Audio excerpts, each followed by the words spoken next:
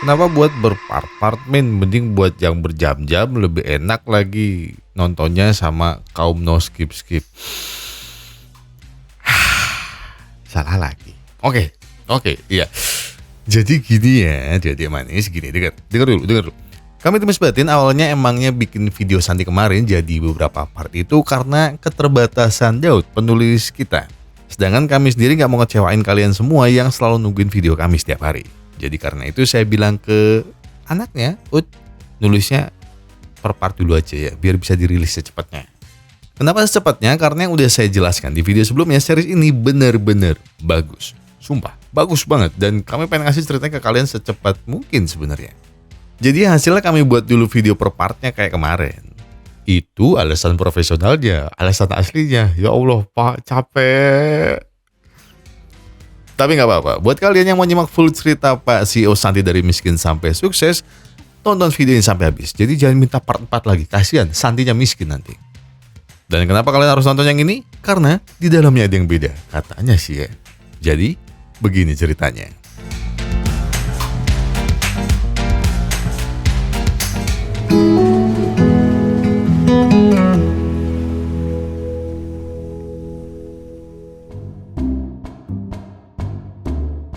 Apa yang terbesit di pikiran kalian tentang kemiskinan? Susah makan, susah mandi, tidur gak nyaman, hidup juga gak tenang? Ya, semua hal yang saya sebut di atas adalah hidup dari Santi.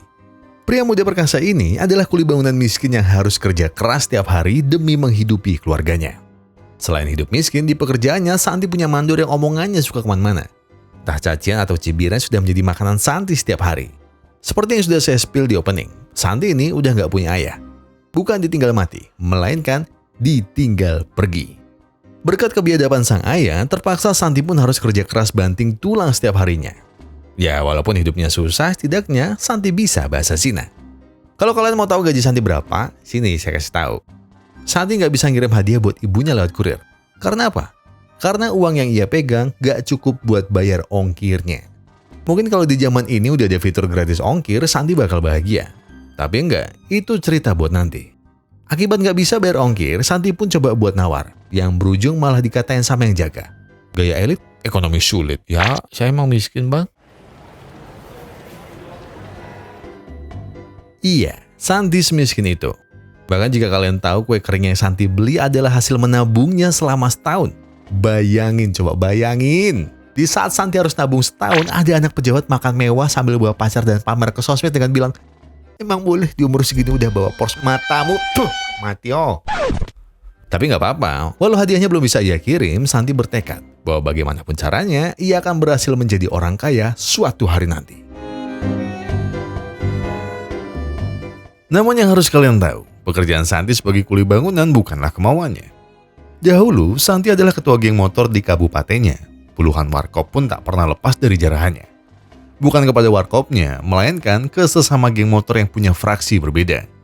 Dan dari situlah pemasukan Santi dan sang adik berasal. Hingga sampai pada suatu malam saat mereka sedang berperang, adik Santi sengaja memakai senjata. Yang berujung, para polisi pun menangkapnya esok hari.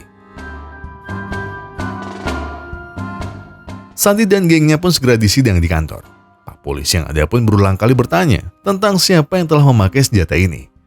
Namun kawanan Santi bungkam, menyisakan adiknya yang terlihat tertekan. Melihat itu, sebagai kakak yang berhati besar dan sebagai ketua yang dihormati, Santi pun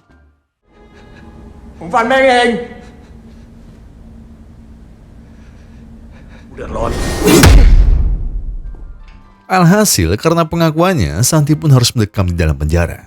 Namun tak berapa lama tiba-tiba ia dibebaskan. Hal itu disebabkan oleh sang ayah yang terus-menerus dipaksa sang ibu untuk menebus denda penjaranya Santi. Oleh karena itulah sang ayah benar-benar sangat membencinya dan bilang bahwa Santi tak lebih baik dari sebongkah sampah yang tak berguna.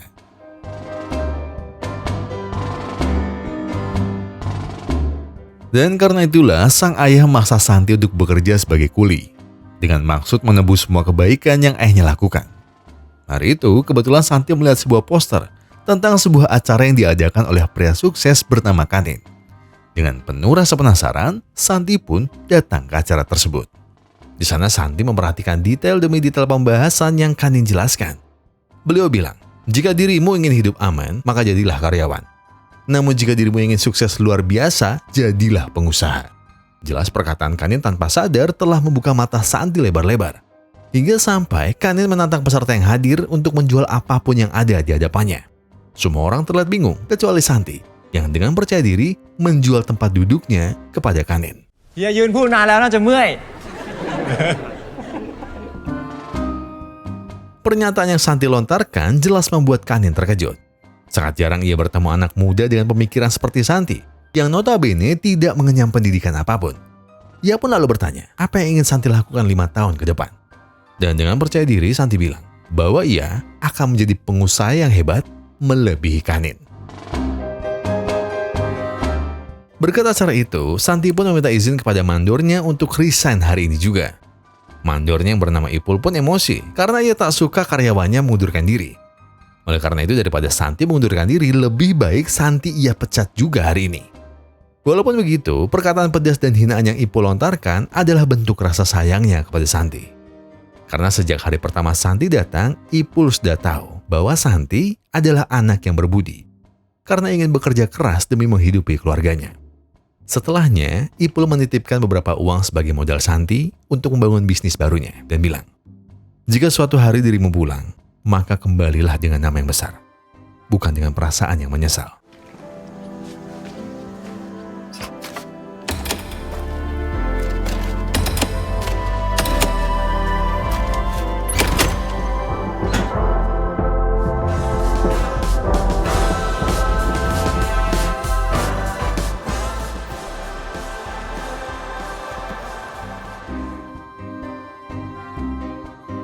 Singkat cerita, Santi pun pergi ke Bangkok dan mulai membangun bisnis barunya, yaitu sebuah biro perjalanan.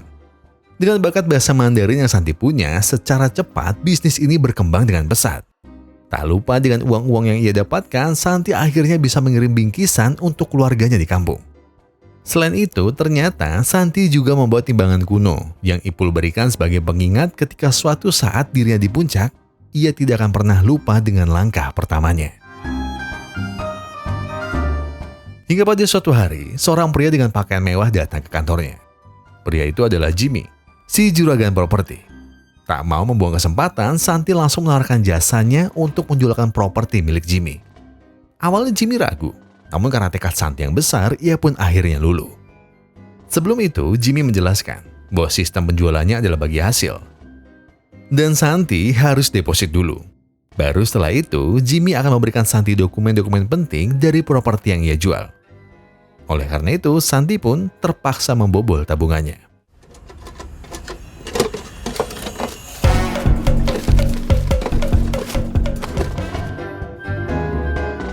Sekarang, Santi telah mengantongi hak jual properti milik Jimmy sebanyak 50 unit, 50 bukan 5 doang. Namun jangan kalian kira jalan yang akan Santi lalui lebih mudah.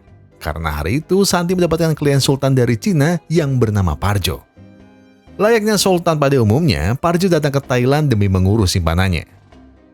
Namun saat Santi menawarkan properti dengan mentah-mentah ia tolak. Sang sultan bilang bahwa properti yang Santi tawarkan itu sangat jelek, kumuh, bau seperti kamar saya. Karena jawaban itu, Santi hanya bisa diam dan melamun. Melihat Santi yang melas, simpanan Parjo pun memberikan sebuah tawaran. Tante simpanan ini minta tolong Santi untuk mencarikannya lipstik karena ia lupa bawa.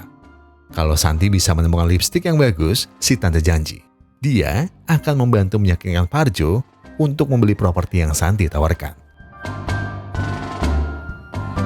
Walaupun permintaannya terasa aneh, namunnya mau bagaimana daripada sunti rugi bandar. Kesana kemari Santi mencari, hingga akhirnya sesosok perempuan cantik mampu menyita pandangannya. Oke, awalnya Santi merasa gugup.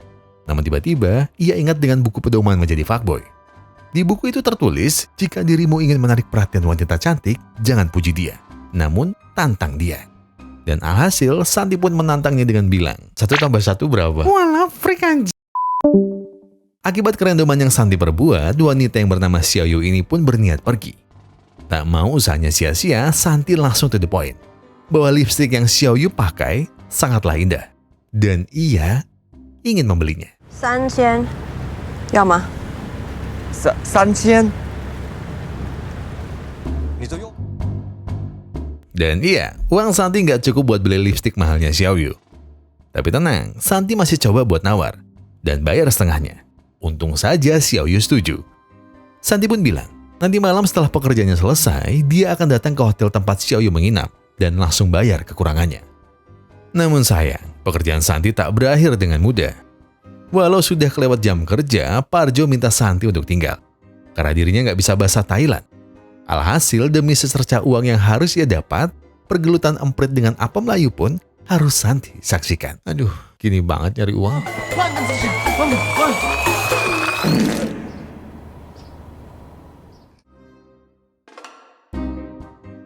Setelah kengerian malam itu, Parjo mengapresiasi kerja keras dari Santi. Dia pun mengundang Santi untuk hadir di acara ulang tahunnya dan berjanji kalau dia bakalan beli 1 unit apartemen untuk simpanannya jika Santi mau datang. Namun, sepertinya Santi lupa dengan janji kepada Xiaoyu. Tapi ya udah, mau gimana lagi?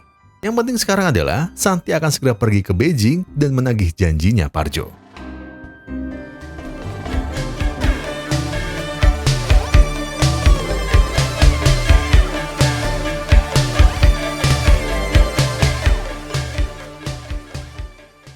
Sesampainya di tempat itu, Santi dibuat melongo dengan kemewahan rumah Parjo.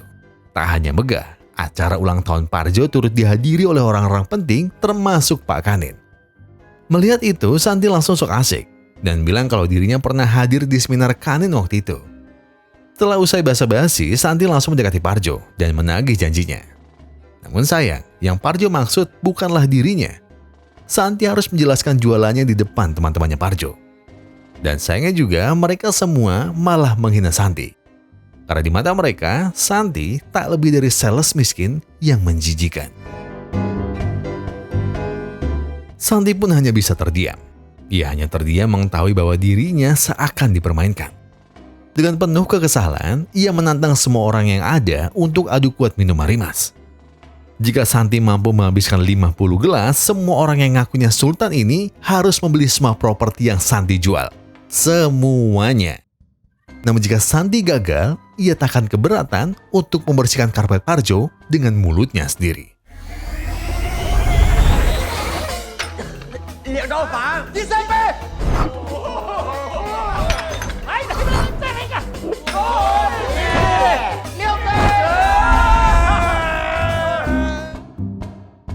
Dan sayangnya, Santi gagal. Di gelas ke-40, kepala Santi mulai berputar. Bayangan buruk masa lalu mulai menghantui, seolah mencegah Santi untuk berhasil. Namun Santi tak mau menyerah. Ia pun segera mengambil gelas-gelas yang tersisa untuk dia minum sekaligus. Ditambah Santi menyulut api di minuman itu, sebagai tanda bahwa dirinya tidak main-main.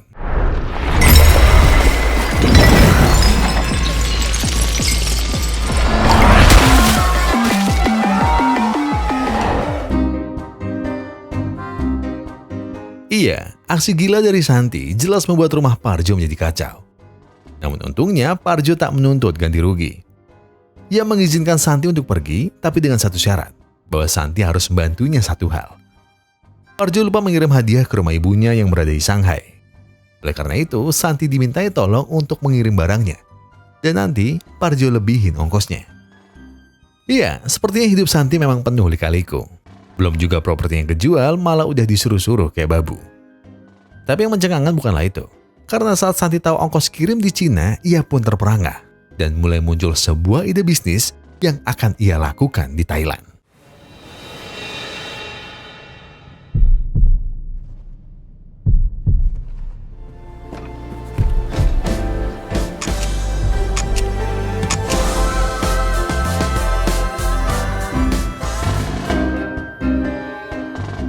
Ternyata harga ongkir jasa kirim di Cina hanya sebesar 5 yuan atau sekitar 11.000 rupiah. Sedangkan di Thailand 50.000 baht atau sekitar 24.000 rupiah. Kesenjangan harga yang nampak jelas membuat Santi berpikir keras.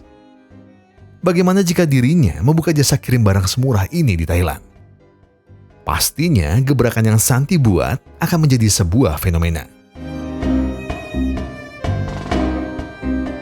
Hingga saat Santi pulang, di dalam pesawat itu ia kembali bertemu dengan Kanin. Kanin memujinya dengan bilang bahwa Santi adalah pemuda yang pemberani. Hal itu Kanin ucapkan setelah melihat kenekatan yang Santi lakukan tempo hari. Dan oleh karenanya, Kanin sepertinya tertarik dengan pemuda ini. Ia pun bertanya, apa yang ingin Santi lakukan 5 tahun ke depan? Apakah dirinya masih mau kerja serabutan? Atau ia punya rencana baru? Dengan terkekeh Santi menjawab bahwa ia baru saja mendapat ide bisnis yang luar biasa. Namun Santi tak mau berbagi, karena nanti dirinya tak bisa melampaui kehebatan Kanin. Jawaban itu jelas membuat Kanin semakin terengah-engah. Dia pun bilang bahwa Kanin akan membeli seluruh properti yang Santi jual sebagai harga untuk tahu ide besar dari Santi. Jelas Santi hanya bisa termenung, seolah uang miliaran yang akan Kanin bayar tak ada harga dirinya. Lalu dengan polos pun Santi setuju dan mulai menceritakan ide bisnisnya. Hari itu, Santi diminta Parjo untuk mengantarkan barang. Awalnya Santi ragu karena takut uang yang ia bawa kurang. Namun gilanya, ternyata ongkos kirim di Cina jauh lebih murah daripada Thailand. Dan lalu apakah Kanin sadar? Jika mereka membawa konsep ini ke Thailand, jelas hal itu akan meledak luar biasa. Kanin pun hanya terdiam. Namun di tengah keheningan itu, ia lalu menanyakan sebuah hal. Menurut Santi, berapa nilai ide besarnya itu? Dan lagi-lagi dengan polos Santi menjawab, mungkin hanya 5 juta baht. Karena bagi Santi, angka itu sudah sangat banyak. มันคือธุรกิจหมื่นล้าน Dan benar saja, berkat ide liar yang muncul di kepalanya, Kanin mengajak Santi untuk kerjasama. Ia diberi mandat sebagai CEO dan juga sebuah jam tangan mewah. Jika Santi bisa membubuhkan kerjasama antara perusahaan Kanin dengan Easy Express Cina. Harus kalian tahu, Easy Express sendiri adalah ekspedisi terbesar dan termurah seantero Cina. Namun sayangnya saat utusan mereka datang ke Thailand, proses negosiasi Santi tak akan berjalan dengan mudah.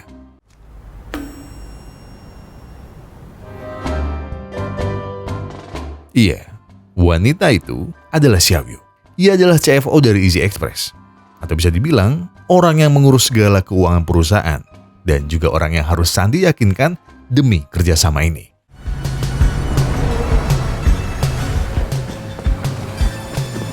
虽然不是我们的直接竞争对手，他说一天能送上百件。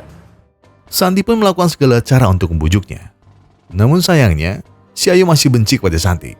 Karena ia mengira dahulu Santi telah menipunya. ถ้าจะเป็นพาร์ทเนอร์ธุรกิจกันต้องการมากกว่านั้นไง ผมจะไม่ทำแบบนี้อีก มันเป็นแผนที่ผมคิดขึ้นมาเองคนเดียว Ya, walaupun Santi telah berlutut, nyatanya Xiaoyu tak semudah itu memaafkan. Karena yang tahu bahwa Santi kesusahan pun bilang bahwa kesempatan yang ia beri tidaklah main-main. Kanin berharap besar kepada Santi. Dan jika proyek ini gagal, Santi harus tahu bahwa namanya akan dipertaruhkan. Jadi jangan kecewakan diriku, karena banyak orang di luar sana yang ingin berada di posisimu.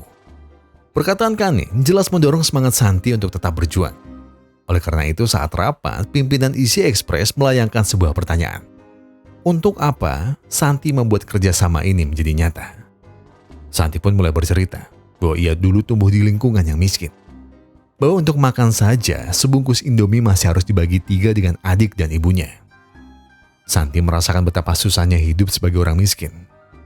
Dan terlebih, jika mereka jauh dari keluarganya. Mereka tak bisa apa-apa. Mereka tak bisa mewujudkan bahagia untuk keluarga yang jauh di sana. Dan oleh karena itulah, Santi bertekad untuk membuat jasa kirim termurah di Thailand, agar semua orang bisa merasakan hak yang sama.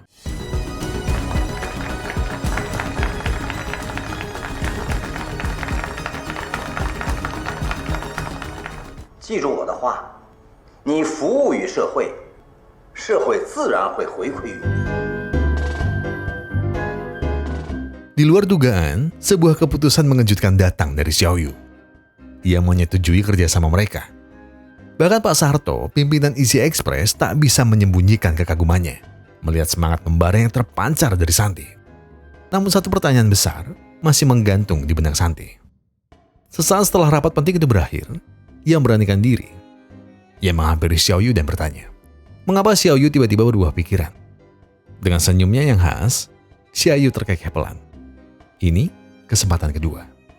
Fisiknya, ia mengaku selalu percaya bahwa setiap jiwa punya potensi untuk berubah.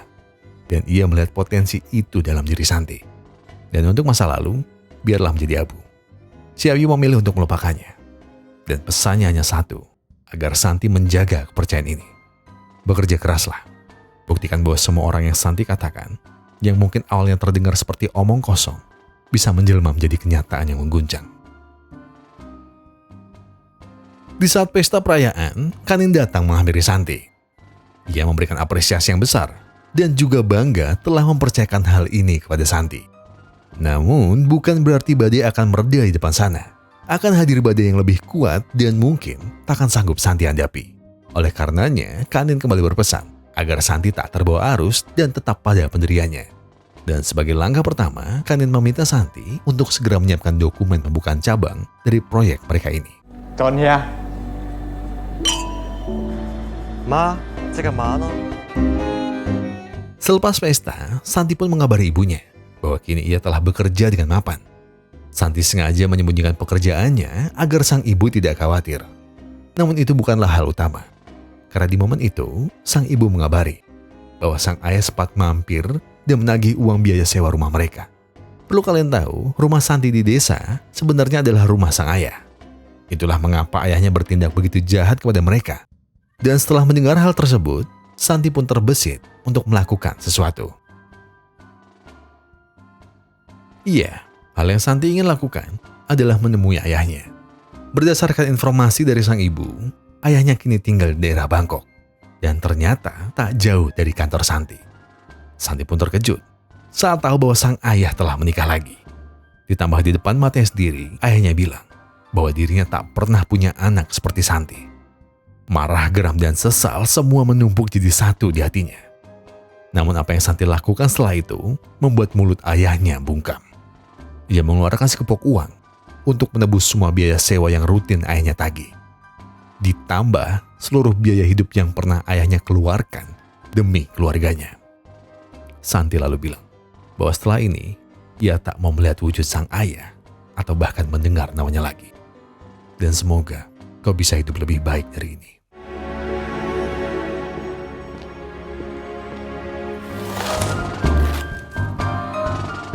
Singkat cerita, kini pembangunan cabang dari proyek Santi telah dimulai. Tahu bahwa pembangunan proyeknya begitu lambat, secara diam-diam Santi langsung terjun ke lapangan. Beruntungnya, para pekerja tak sadar bahwa yang ada di hadapannya ini adalah pimpinan mereka. Tak mau proyeknya ini mangkrak dan lamban, Santi mulai terpikirkan sebuah ide. Ia bilang kepada seluruh kuli yang ada, kalau proyek ini bisa selesai sebelum tanggal deadline, maka akan ada bonus besar dari bos Santi. Mendengar itu, semua orang pun girang dan segera beranjak dari kemalasan mereka. Namun berita buruknya adalah, tiba-tiba Xiaoyu menelpon dan bilang bahwa nilai saham Santi di perusahaan sudah terjun payung. Dan diketahui, ternyata diam-diam Kanin menjalin kerjasama dengan Sarto untuk menaikkan valuasi perusahaan mereka dan menanam modal lebih. Hal itu bertujuan agar hak mayoritas yang Santi miliki terjun payung seperti sekarang. Dan tebak, mengapa Kanin tega melakukan itu semua? Karena Kanin hanya mau sang anaklah yang meneruskan proyek besarnya ini, bukan Santi.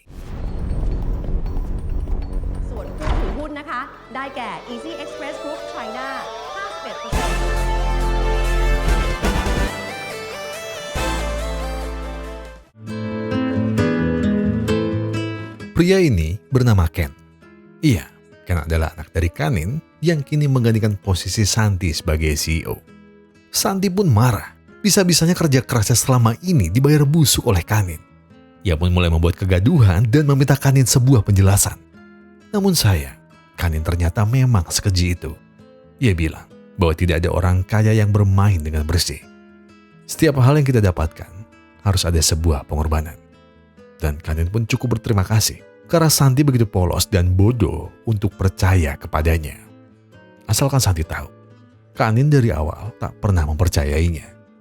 Namun berhubung Santi adalah pemuda ambisius yang jenius, Kanin melihat sebuah celah besar di sana.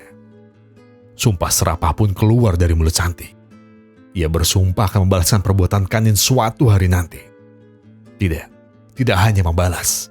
Santi akan menjadi pebisnis terhebat di Thailand lebih dari Kanin dan akan menghancurkan keluarganya sampai tidak tersisa.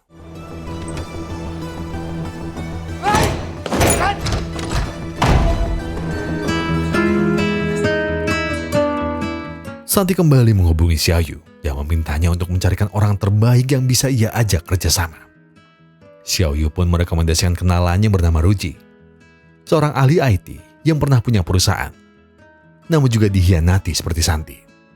Namun jika Santi ingin berbicara dengannya, ia harus datang ke sini secara langsung, karena Ruji bukanlah orang ramah seperti Santi. Tak perlu menunggu lama, Santi pun mengiyakan pilihan Xiaoyu dan langsung pergi ke Cina untuk menemuinya. Dengan kondisi Santi yang sekarang, mungkin bertemu di restoran mahal adalah pilihan yang tidak bijaksana. Namun walau begitu, walaupun pertemuan mereka di sebuah warung kecil, niat Santi masihlah sama. Ambisinya yang besar langsung ia sampaikan kepada Ruji. Namun perbincangan hari itu tak berlangsung dengan mudah. Ruji masih belum percaya dengan Santi dan bilang bahwa pihak Easy Express juga memberinya tawaran yang lebih besar dari yang Santi tawarkan. Hei,คุณจะบินวันไหน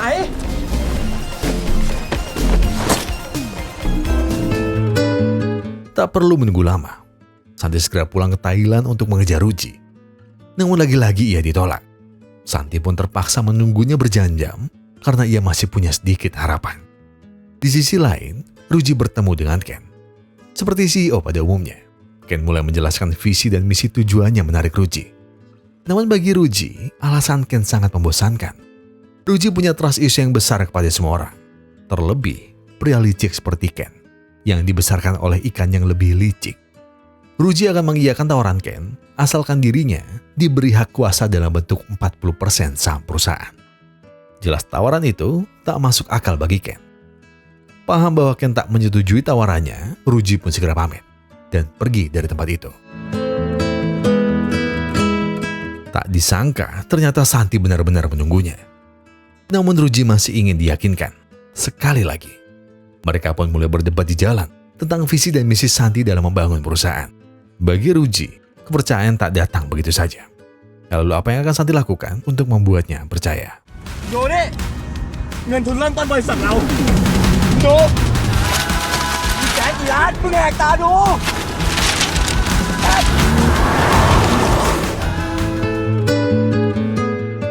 Iya, Santi akan membuang uang modalnya setiap 10 detik Ruji tak menjawab tawarannya.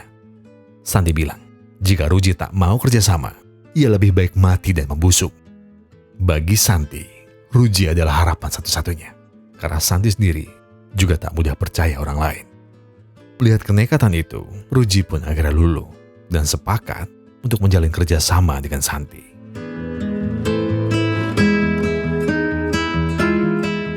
Beberapa hari pun berlalu.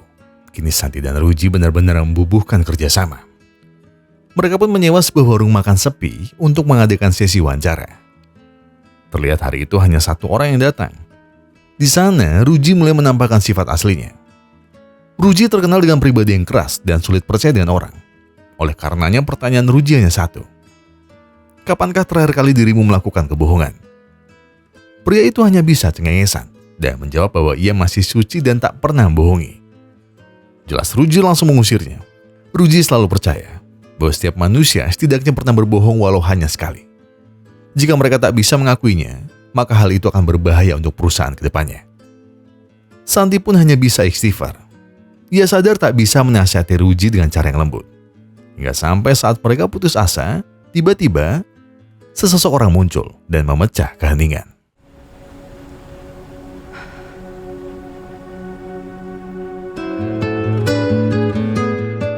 Mereka berdua pun jelas terkejut, apalagi Xiaoyu adalah CFO dari Easy Express, yang notabene adalah orang penting di sana. Namun Xiaoyu bilang bahwa ia lebih tertarik dengan rintisan yang mereka buat. Namun sebelum itu, Xiaoyu bercerita bahwa pilihannya ini tidaklah mudah. Mereka harus tahu bahwa hidup Xiaoyu sekarang tidak baik-baik saja. Itu semua karena sang ayah sedang terlilit hutang hingga rumah mereka harus disita. Tak hanya itu, kekasih Xiaoyu pun berniat menikahinya. Namun Xiaoyu menolak. bukan karena ia tak cinta, melainkan kekasihnya itu juga ingin bantu Xiaoyu melunasi hutang. Bagi Xiaoyu, berhutang kepada seseorang adalah sebuah kesalahan, bahkan jika orang itu adalah kekasihnya sendiri. Oleh karenanya, keputusan Xiaoyu memilih Santi dan Ruji dilandasi dengan sebuah harapan. Harapan yang besar bahwa mereka bertiga bisa membangun sebuah hal yang besar, yang bahkan nilai hutang ayahnya tak lagi berarti untuk Xiaoyu. Mendengar penjelasan itu, Santi meyakinkan Xiaoyu sekali lagi bahwa resiko mereka sangatlah besar. Dan apakah Xiaoyu benar-benar yakin dengan pilihannya ini? Ia pun langsung mengeluarkan rencana keuangan dan pipeline perusahaan dari A sampai Z. Selain itu, Xiaoyu juga tak akan bertahan di tempat ini selamanya. Ia berjanji kepada mas tunangan selama 2 tahun. Dan sebenarnya pilihannya ke sini juga sangat berisiko. Namun Xiaoyu percaya, selama Santi menjadi kepalanya, dengan perencanaan yang telah ia buat, Xiaoyu yakin bahwa mereka bertiga akan melaju lebih jauh dari ini.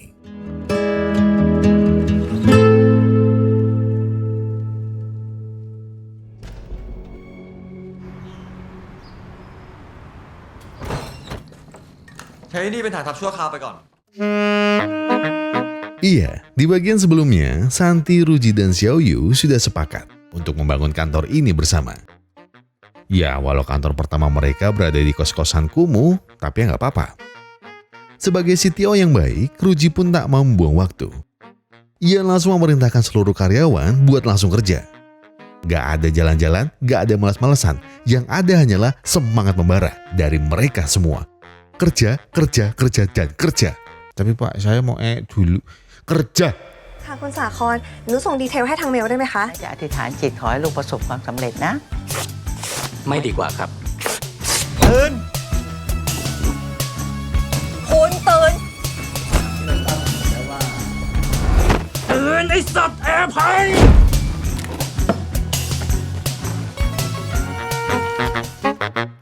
Di sisi lain, saat Ruji memimpin pembangunan aplikasi, Santi dan Xiaoyu akan mengurus budgeting dan juga mencari investor.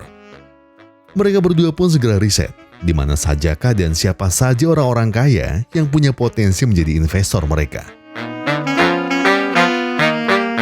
Namun dari banyaknya orang yang mereka tawari, tak satu pun dari mereka yang mau. Malahan Santi dapat sebuah undangan yang tidak lain tidak bukan adalah dari Easy Express, yang hari ini akan meluncurkan aplikasi mereka. กว่าจะมาถึงวันนี้ไม่อีซี่เลยนะครับ Di sana terlihat Ken yang dengan angkuhnya berkata bahwa kesuksesan Easy Express tak lepas dari kerja kerasnya selama ini. Santi yang mendengar itu jelas merasa geram. Padahal aslinya apa yang kini Ken nikmati adalah perasaan keringat dan darahnya. Tak berhenti sampai di situ. Secara terang-terangan Ken bilang bahwa ia akan mendedikasikan perusahaan ini untuk melayani orang-orang susah. Seperti teman lamanya dulu, Santi. Jelas emosi Santi pun kian memuncak. Namun kali ini, Santi memilih bungkam dan berkata bahwa suatu hari nanti, ia akan pastikan Kanin dan anaknya akan menjilat ujung kakinya secara langsung.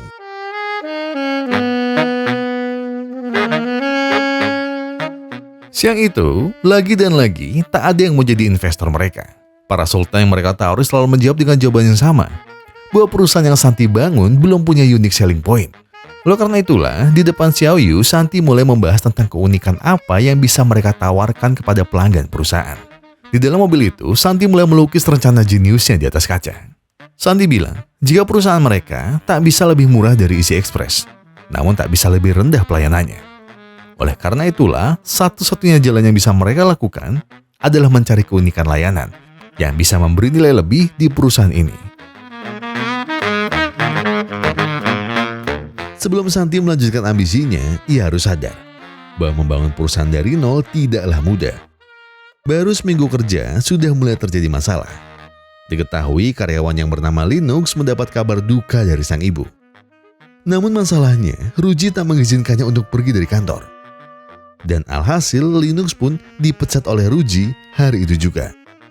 Santi pun segera mengantar Linux ke rumah sakit untuk menemui ibunya dan meminta Xiaoyu berbicara kepada Ruji.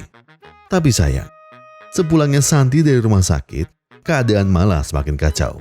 做我现在跟你求求你够了！使用就该死！别吵了，别吵了！就是一坨屎！你来做，你不连累着。 Di tengah kekacauan itu, Xiao Yu mendapatkan sebuah telepon dari seorang wanita yang ingin menjadi investor mereka. Tanpa berlama-lama lagi, mereka bertiga pun segera pergi. ฉันซื้อตั๋วออนไลน์ละ ลูกค้าเราทางนั้น โทษนะคะขอโทษหน่อยค่ะ เหลือเวลาเท่าไหร่อ่ะ ไฟล์อลิสเรียบบอร์ดดิ้งแล้ว เหลือไม่ถึง 20 นาที สันติงั้นเดี๋ยวผมขอตรวจสอบข้อมูลสักครู่ครับ เหมือนยัง 要走啦。你好，王总，我是 S。 Wanita ini bernama Alice Wang. Alice adalah seorang sultan kaya yang tertarik menginvestasikan uangnya ke perusahaan Santi. Namun ia lihat, perusahaan Santi tak ada bedanya dengan yang lain, apalagi dengan Easy Express. Di tengah ketegangan itu, Alice pun bertanya, apa yang membuat perusahaan Santi berbeda, sehingga Alice harus menginvestasikan uangnya. Santi pun berpikir keras, begitu pula dengan Xiao Yu. Hingga sampai akhirnya, Santi teringat kejadian saat ia tadi berangkat. Saat di jalan, Santi melihat banyak orang kesusahan saat mengantri di Easy Express. Ditambah cuaca hari itu sedang buruk. Oleh karenanya, Santi pun memutuskan bahwa hal yang membedakan perusahaannya dengan para kompetitor adalah kualitas layanan. Yang dimana Santi akan menjemput langsung paket yang akan dikirim. Dari pintu ke pintu, tanpa peduli cuaca maupun kendala. 只有一间也上门，不会有人敢做的。 Berkat pemikiran cepat yang Santi lakukan, Alice pun tertarik dengan tawaran mereka. Namun, ia meminta bagian saham sebesar 30% untuk uang yang akan dirinya beri. Jelas hal tersebut menyulut emosi dari Ruji, yang berkata bahwa permintaan Alice terdengar sangat licik. Situasi pun berubah menjadi lebih tegang. Jika Santi tak menerima tawaran dari Alice, keuangan perusahaannya bisa terancam. Namun jika dirinya menerima, Santi tak akan pernah tahu gebrakan apa yang akan terjadi jika perkataan Ruji memanglah benar. CEO 要做决定哦。 Di tengah himpitan keuangan dan ketakutan di masa depan, Santi pun akhirnya berani memilih. Bahwa tawaran yang Alice berikan tak bisa ia terima. Santi hanya mengizinkan Alice memiliki 15% saham perusahaan. Jika tidak mau, maka tidak perlu. Dan jawaban itu jelas membuat Alice tersenyum getir dan bilang bahwa dirinya sudah membuang banyak waktu kali ini. Tentu saja keputusan yang Santi buat menyebabkan Xiao Yu marah. Ia bilang, jika mereka tak kunjung mendapat investor, maka perusahaan hanya akan bertahan selama 3 bulan. Dan selebihnya, hanya ada sebuah angan dan harapan. Namun di tengah keputusasaan itu, sebuah keajaiban malah datang. 我很讨厌 SR Express 这个名字，可以，那就15%，再给我一下公司名字的备选。For now。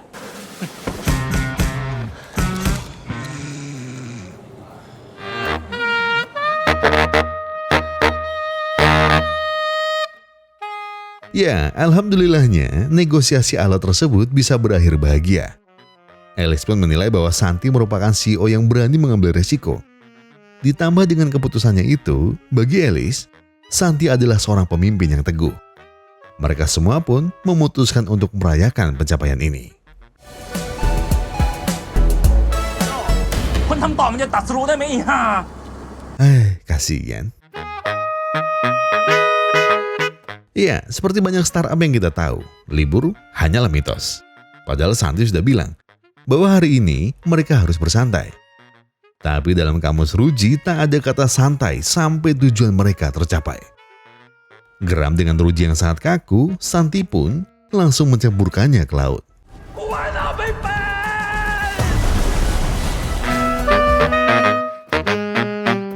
Iya, alasan mengapa Santi ingin merayakan hari ini agar mereka semua bisa punya ikatan yang kuat. Tak serta-merta berkumpul untuk kerjaan. Hingga tak terasa hari pun mulai senja. Di atas kapal itu, Xiaoyu mengutarakan perasaannya bahwa dirinya sangat senang dengan perjalanan ini. Walau mungkin mereka semua punya watak yang berbeda, Xiaoyu percaya selama Santi yang memimpin, badai besar pun bisa mereka lewati.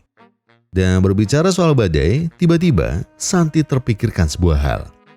Hal yang besar yang menjadi dasar mereka semua dalam membangun perusahaan.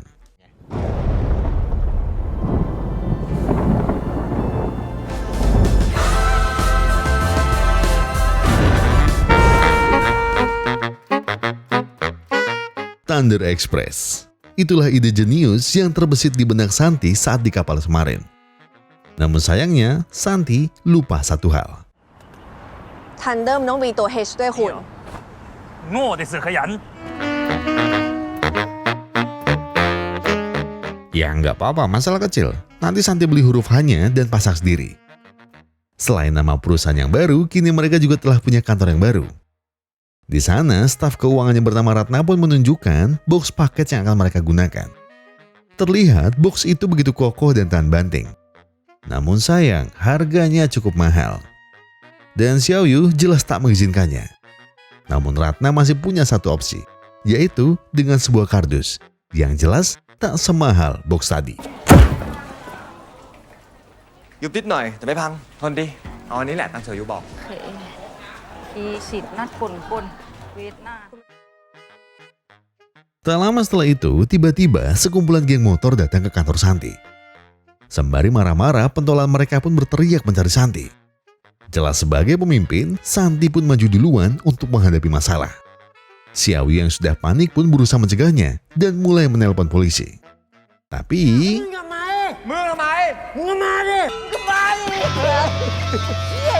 ถึงไม่บอกไอ้เหี้ยกูจะได้ไปรับ รับเหี้ยอะไรกูมีรถ ไอ้สันไงวะไอ้เหี้ยคิดไอ้เหี้ย Ya, tapi ternyata mereka adalah teman-teman Santi.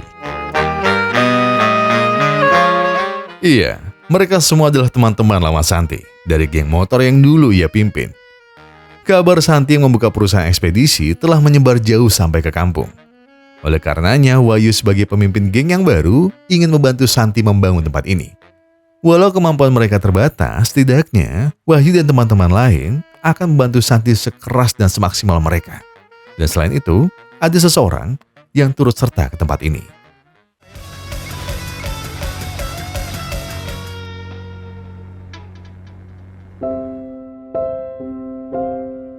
Iya, sang adik ikut bersama mereka.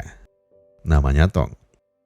Di depan kakaknya, Tong terang-terangan bilang bahwa dirinya sudah putus sekolah. Santi jelas marah. Padahal setiap bulan ia mengirimkan uang pada Tong untuk biaya sekolah dan ibunya. Namun Tong menjelaskan, uang-uang yang Santi kirim masih aman dan nyaman di tangan sang bunda. Alasan Tong berhenti sekolah karena ia sudah dikeluarkan. Hal itu disebabkan Tong ikut tawuran geng motor bersama Wahyu. Dan setelah mendengar itu semua, Santi cuma bisa istighfar. Karena Tong kini tak punya lagi tujuan, ia tak ingin terus membebani Santi dan ibunya. Oleh sebab itulah, Tong juga ingin bekerja di perusahaan Santi. Dan setidaknya, ia juga punya andil dalam merawat ibu mereka. สรุปมึงรับผู้ทำงานใช่ไหมจะดีว่ะ Singkat cerita, kini Thunder Express milik Santi sudah siap untuk beroperasi. Aplikasi mereka pun juga mulai diluncurkan hari ini. Dan sebagai pemimpin sejati, Santi bahkan berdiri paling depan untuk memandu semua orang yang mengikutinya. Agar selalu percaya bahwa mimpinya ini adalah mimpi mereka. Dengan motor butut kesayangannya, Santi pun berteriak bahwa Thunder Express akan terbang lebih jauh lagi.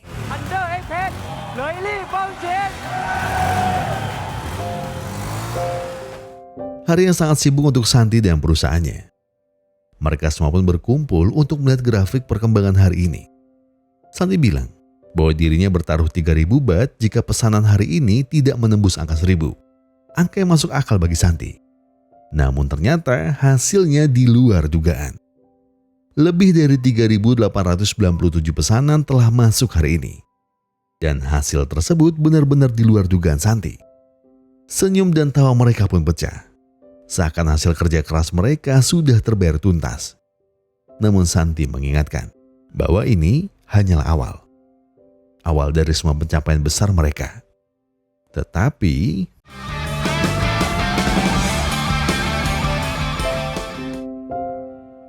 pagi itu, Tong kedapatan order fiktif. Dia pun curhat kepada Andri, sang kepala gudang. Namun respon Andri malah buruk. Andri tetap memaksa Tong dan driver lainnya kembali ke alamat yang ada. Padahal Tong sudah menjelaskan bahwa sudah lebih dari 10 kali balik ke alamat itu hingga akhirnya kesabaran Tong pun mulai habis. Melihat kekacauan yang terjadi, Santi pun melerai mereka dan berinisiatif untuk memeriksa barang-barang yang ada di gudang.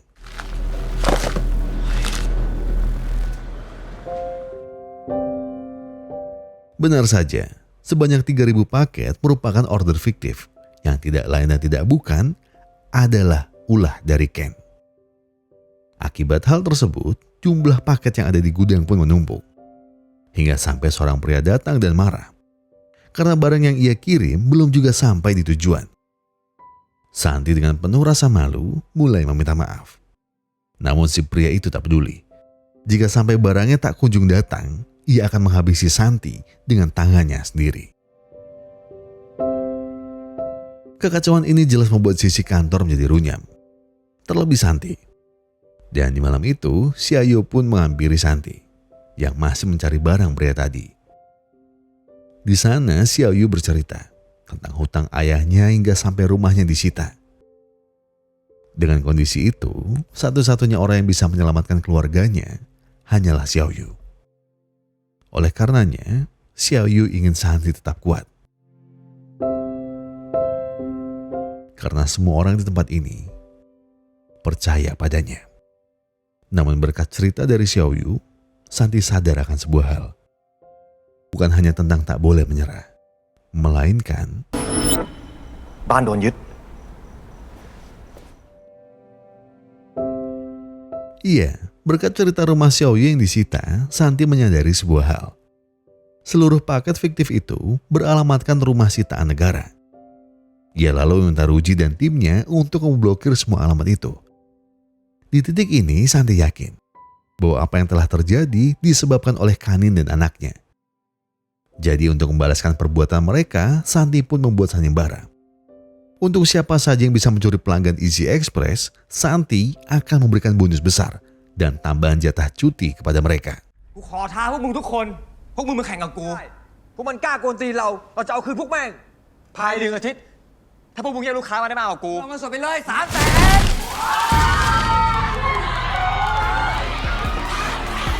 สวัสดีจ้าส่งทันใจส่งทันเดอร์ลูกเพลงรับถึงหน้าบ้านสแกนกันหรือยังเจ๊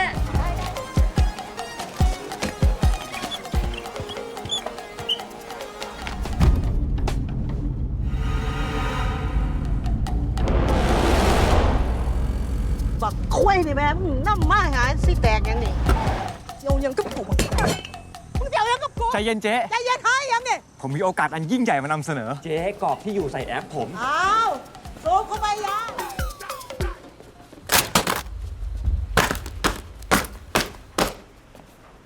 เจ๊ดูนี่ มึงว่ามึงทนนี่ลีนะบักตี ครับเอาเลยจ้าเอาเลยจ้า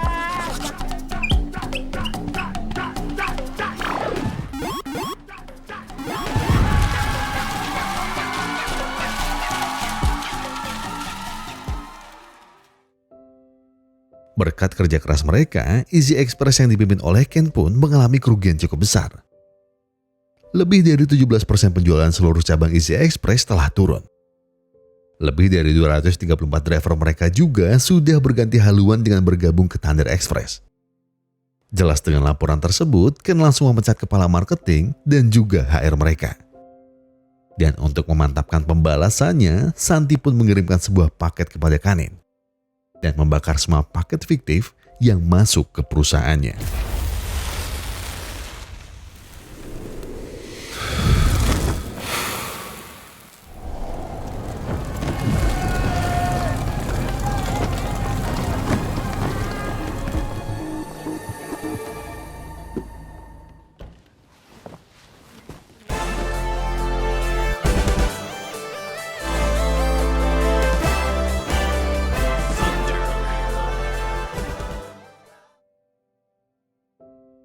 Beberapa hari pun berlalu. Akibat membeludaknya paket di gudang, Santi mulai menambahkan mesin sortir otomatis agar para karyawannya tidak kesusahan. Selain itu, Santi juga bekerja sama dengan bos besar bidang transport yang bernama Pak Gun untuk menambah armada pengiriman barang mereka. Namun sayangnya, Pak Gun ini adalah orang yang kaku, dingin dan tidak suka basa-basi. Hal itu jelas membuat si Ayu kesusahan dalam meyakinkannya. Namun ia tak perlu khawatir. Selama Santi adalah CEO perusahaan ini, tak ada orang yang tak bisa ia ajak kerjasama. มาวิ่งแข่งกับผมไหมคืนเนี้ยเสียต้องอยู่กินกับพวกผม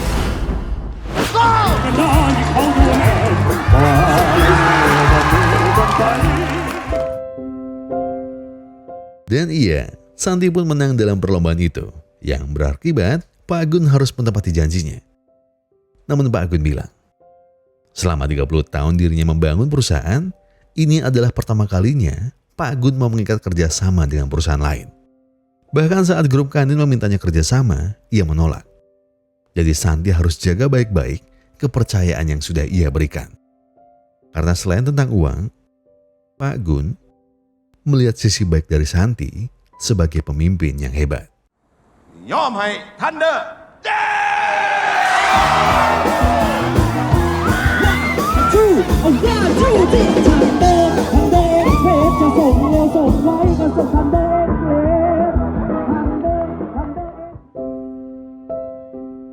Malam itu pun berlalu dengan begitu riang, hingga menyebabkan Linux tepar tak karuan.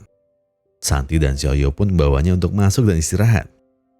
Di momen yang sepi itu, mereka berdua pun kembali mengingat saat awal-awal dulu merintis. Santi bilang bahwa ia masih menyimpan coretan mereka saat di mobil. Berkat coretan tersebut, perusahaan ini telah maju dengan pesat. Coretan yang mereka buat hari itu akan selalu Santi kenang sampai akhir hidupnya. Dan ngomong-ngomong soal akhir, apakah Xiaoyu masih akan pergi jika seluruh hutang ayahnya telah lunas? Xiaoyu pun hanya terdiam. Baginya, berada di perusahaan ini sangatlah berarti. Baginya perusahaan ini seperti anaknya sendiri yang telah ia besarkan bersama Santi. Namun soal kembali ke Cina, mungkin akan Xiaoyu pikirkan lagi baik-baik.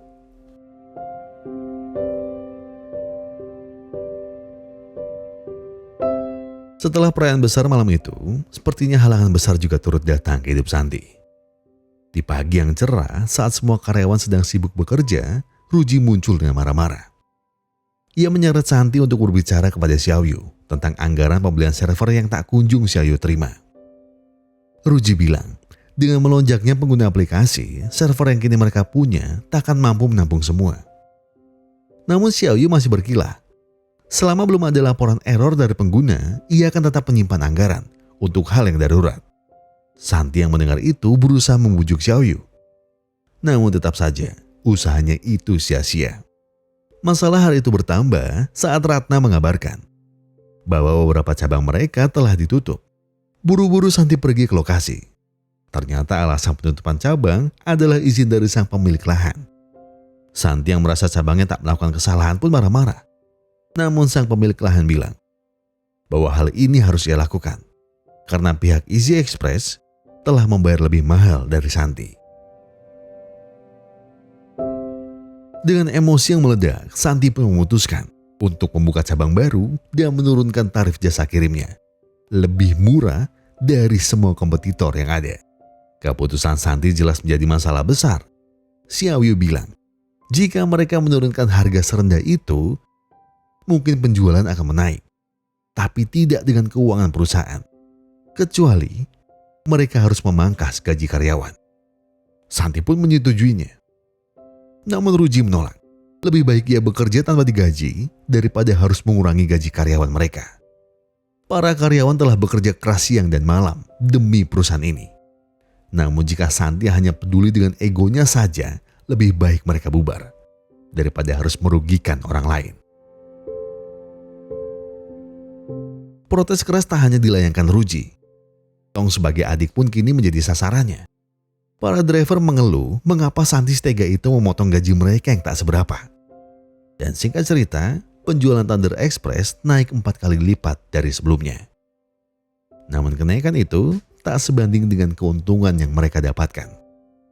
Xiao Yu pun kembali menasihati bahwa sebelum Santi memutuskan sesuatu, lebih baik mereka bicarakan dahulu. Jika mereka terus seperti ini, sama saja dengan menggali kuburan mereka sendiri. Santi pun langsung menyela pembicaraan itu dan bertanya, apakah Xiao Yu tak percaya dengan keputusannya? Mendengar itu, Xiao Yu hanya bisa diam. Demi meredakan ketegangan ini, Santi ingin mengajak Xiao Yu pergi keluar. Namun Xiao Yu menolak, karena tunangannya akan datang nanti malam. Dengan polosnya, Santi meminta Xiao Yu untuk mengajaknya. Karena Santi ingin meminta maaf kepada tunangan Xiao Yu, karena sudah melibatkannya sejauh ini. Tetapi malam itu tak berjalan dengan baik. Tunangan Xiao Yu yang bernama Liam tak mau menunggu lebih lama lagi untuk Xiao Yu pulang. Bahkan di depan mata Santi, Liam menawarkan kepada Xiao Yu untuk melunasi seluruh hutang ayahnya. Hal itu Liam lakukan agar pernikahan mereka tak lagi ditunda. Dan selain itu, Liam juga tahu mengenai masalah keuangan yang kini Santi hadapi. Liam menawarkan uang sebanyak 500 juta baht untuk 10% saham perusahaan Santi, agar Xiao Yu segera bebas dari tugasnya. Namun Santi menolak. Baginya Xiao Yu tak bisa dinilai, sekalipun dengan uang yang Liam suntikan. Tak habis pikir dengan apa yang Santi ucapkan, Liam pun hanya diam dan pergi dari tempat itu.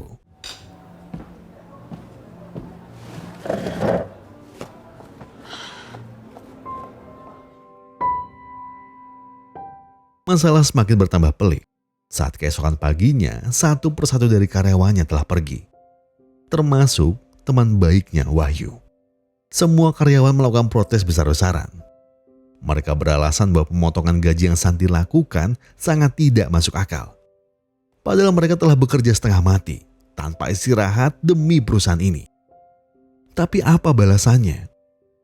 Apa balasan Santi kepada mereka setelah keringat dan darah sudah mereka beri? Di depan semua orang, Santi hanya termenung, meratapi keputusannya yang sangat bodoh ini. Hari itu juga Santi diberitahu bahwa penjualan mereka tiba-tiba turun sangat drastis.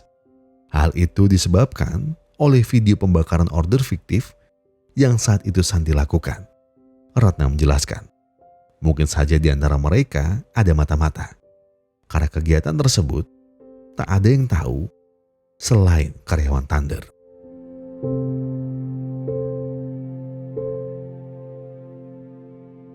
Santi pun segera menemui Kanin, karena ia yakin dialah dalang dari semua ini. Namun Kanin hanya terkekeh, karena Santi sangatlah polos. Ia bilang kepada Santi bahwa permainan harga yang Santi lakukan adalah penyebab semua ini terjadi. Dengan kondisinya saat ini, Santi tak mungkin punya pilihan lain. Ia tak bisa menaikkan harganya, dan citranya di masyarakat telah rusak. Sekarang Santi sudah benar-benar hancur. Namun Santi tak akan menyerah. Walau ia tahu halangan yang ada di depannya begitu besar, walau ia juga tahu jalannya sekarang semakin terjal, ia paham. Walau mungkin yang ia lawan sekarang adalah mafia bisnis sebesar Kanin, Santi tak akan menyerah. Karena perkataannya dulu bukan isapan jempol belaka. 19 บาททั่วประเทศนี่เจอผมแน่ Keesokan paginya, para reporter berdatangan untuk mencari jawaban. Mengapa Santi tega membakar paket yang ada di gudangnya? Santi menjelaskan bahwa paket-paket itu adalah order fiktif dan hanya berisi benda-benda tak penting. Namun yang Santi harus tahu, perbuatannya itu sudah melanggar kode etik dalam dunia logistik. Karena mau sebanyak apapun paket mengendap, pihak perusahaan tak dibenarkan untuk menghanguskan semuanya. Dan lagi, walau paket-paket itu palsu, mereka juga membayar biaya kirim yang Santi berikan. Akibat terdesak dengan pertanyaan bodoh wartawan, Santi mulai hilang kesabaran. Dan secara tak sadar, Santi melakukan kekerasan di depan banyak kamera yang meliput. Xiao Yu yang ada di sana pun segera menarik Santi untuk pergi. Dan saat di dalam ruangannya, Santi hanya bisa tertunduk lesu melihat kehancuran ini. Perusahaan yang ia dirikan dengan seluruh jiwanya harus hancur benar-benar di depan matanya. Ia mulai menyesali setiap keputusan yang ia buat. Santi juga mulai menyalahkan diri. Karena kebodohannya, banyak karyawan yang kehilangan pekerjaan dan terpaksa hidup lebih susah. Santi hanya terus bisa menyesal. Sampai tiba-tiba, Xiaoyu datang menghampiri. Di depannya, Santi berkata bahwa ia ingin berhenti. Santi tak tahan lagi melihat semua orang yang sudah mati-matian berjuang bersama ikut hancur bersamanya. Namun dengan satu tamparan, Xiaoyu coba menyadarkan Santi. Ia bilang, bagi Xiaoyu, pernikahannya sangatlah penting. Namun apakah Santi tahu? Di malam itu, walau Liam telah murka kepadanya, Xiaoyu tetap memilih tinggal. Walau ia sendiri tak yakin perusahaan ini akan bertahan, namun ia tetap yakin. Selama Santi menjadi pemimpinnya, mereka semua tak akan pernah berakhir. Logika dasar Xiaoyu sudah tak lagi ia hiraukan. Kini yang bisa mereka lakukan hanya maju. Tak ada pilihan lain lagi selain maju. Dan jika Santi menyerah, bukankah sama saja Santi telah membohongi semua orang? Termasuk dirinya, Ruji, adiknya, dan bahkan mungkin ibunya sendiri. Jadi, untuk menghadapi ini semua, apa yang akan dirimu pilih, Pak CEO? ฉันต้องกลับบ้านแล้ว ดึกมากแล้วคุณ กลับกันเถอะ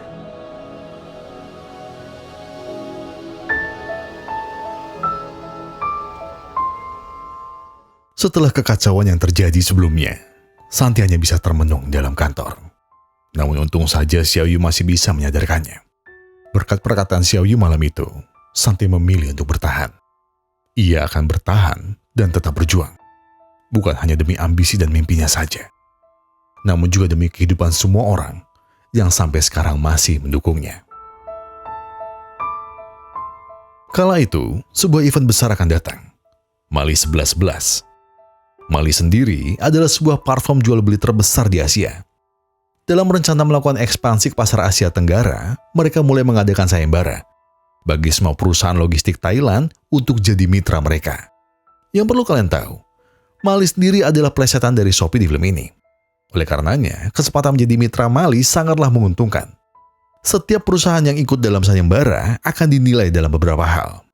Yang pertama adalah durasi pengiriman, lalu kondisi barang, dan seberapa mahal tarif jasa mereka. Jelas dari 3 aspek tersebut, hanya ada 2 nama yang paling diunggulkan, yaitu Thunder Express milik Santi dan juga Easy Express. Namun sayangnya, Santi masih kalah dalam hal kerapian paket yang ia kirim.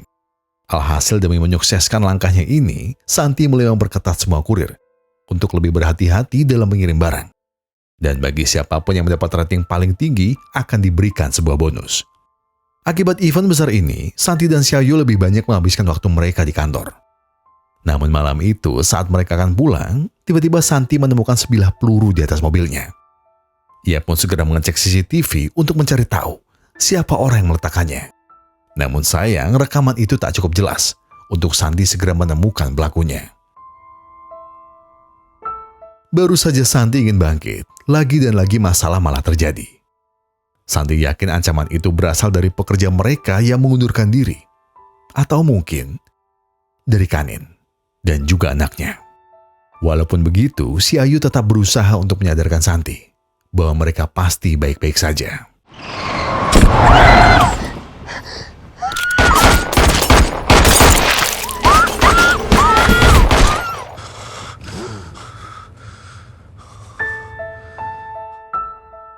Iya. Ketakutan Santi sampai terbawa ke dalam mimpi. Santi sadar apa yang sudah ia putuskan tak disukai banyak orang, termasuk para karyawannya. Namun mau bagaimana juga, apa yang telah ia pilih hanya demi masa depan perusahaan ini. Akibat ketakutannya yang berlebih, pagi itu saat Santi dan Xiaoyu berangkat ke acara Mali, ia meminta Xiaoyu untuk beda mobil. Santi bilang dirinya bukan takut. Santi tahu bahwa dirinya lah yang menjadi targetnya. Oleh karena itu, jika terjadi sesuatu kepadanya, masih ada Xiaoyu dan Ruji untuk menjalankan perusahaan ini. Sesampainya di lokasi, sang pemandu acara mulai menjelaskan bahwa pihak Mali sudah memesan paket berisikan gelas wine dengan berbagai jasa pengiriman. Bagi perusahaan manapun yang paketnya cacat, akan langsung gugur di babak ini. Hingga akhirnya semua paket telah datang. Santi pun masih menerka, mengapa paket dari perusahaannya belum ada. Namun beruntung sang kurir akhirnya tiba. Ia menjelaskan bahwa tadi dia salah gedung. Namun itu tidak penting, karena yang penting sekarang adalah kondisi barang yang ia bawa. Dengan hati yang penuh ragu, Santi dan Xiaoyu mulai membuka paket itu. Beberapa peserta dinyatakan gugur di depan mata karena kedapatan paketnya rusak. Keringat dingin Santi pun mulai menetes. Degup jantung Xiaoyu semakin tak terkendali. Hingga sampai akhirnya di bungkusan terakhir,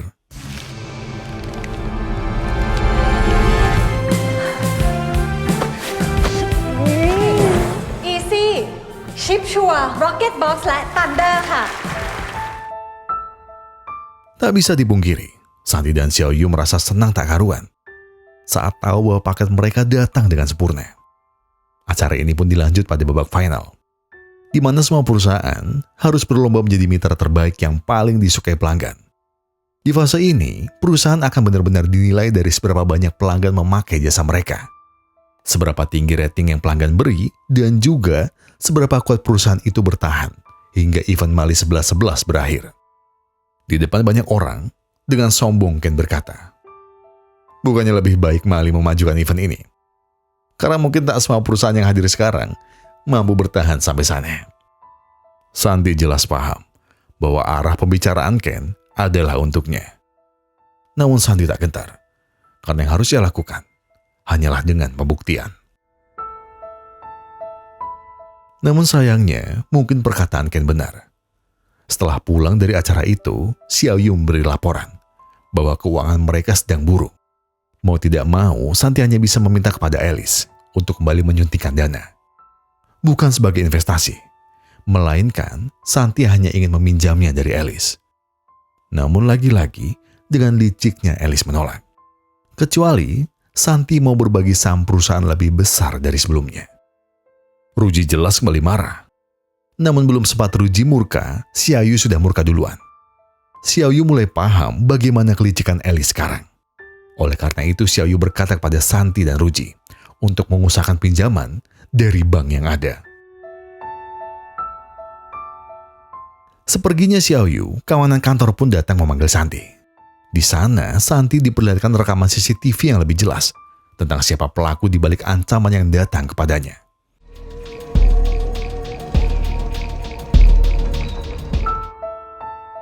Tak pernah ia sangka, Santi mendapat ancaman dari adiknya sendiri.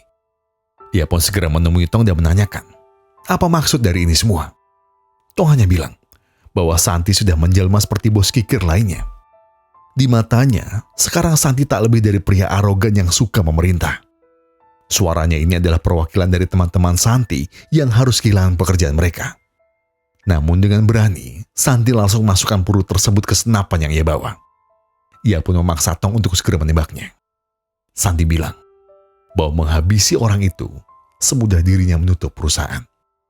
Namun apakah Tong paham?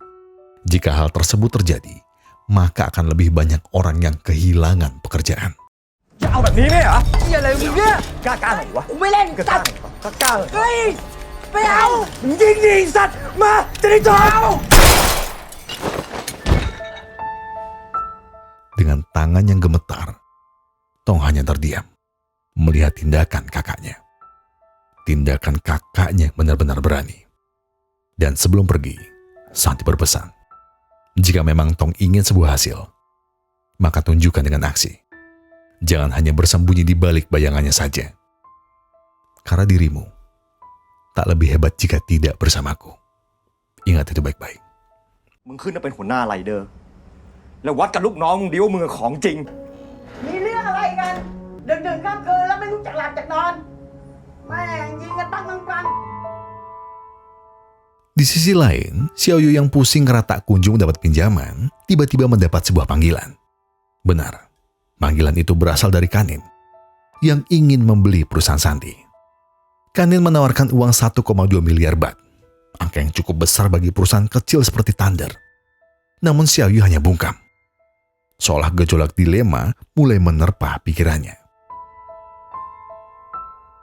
Singkat cerita, akibat Xiao Yu tak kunjung memberi Kanin jawaban, pria tua itu datang menemui Santi. Jelas Xiao Yu terkejut, karena ia tak pernah menyangka bahwa Kanin akan melakukan ini.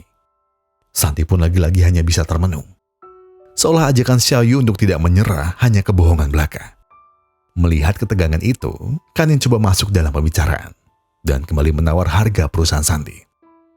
Tapi mau Santi ditawar berapapun, harga perusahaan ini hanyalah nyawanya. Dan mau sekeras apapun Kanin menjatuhkan, Santi akan bangkit lagi,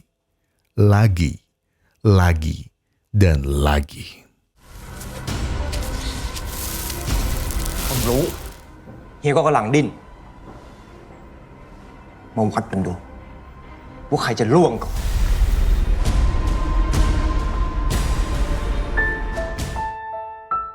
Seperginya Kanin dari sana, Santi mulai mengajak Xiao Yu untuk berbicara. Tak pernah ia sangka Xiao Yu bertemu Kanin diam-diam. Bahkan mereka berdua sampai membicarakan tentang harga perusahaan ini. Namun Xiao Yu punya alasan. Ia terpaksa melakukan ini hanya demi menyelamatkan para karyawan. Kondisi keuangan kantor benar-benar sangat buruk.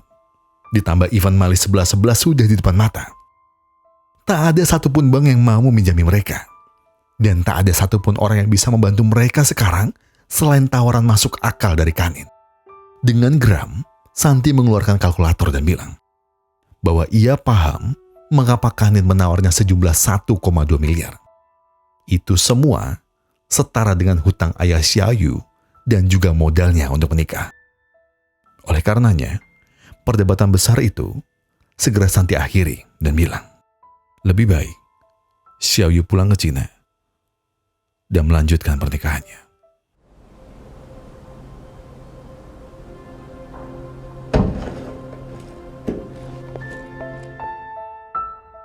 Jelas hati Xiao Yu benar-benar tersakiti. Tak pernah ia duga kalimat sekeji itu keluar dari mulut sahabatnya sendiri. Namun di sisi lain Ruji datang dengan sebuah masalah baru. Ia bilang bahwa data keuangan kantor telah bocor. Padahal satu-satunya orang yang bisa mengakses hanyalah Xiao Yu. Namun di dalam sistemnya terekam akun anonim yang berusaha meretas. Oleh karena itu Santi pun hanya bisa berpesan kepada Ruji untuk tetap menggali siapa pengkhianat di antara mereka secara diam-diam.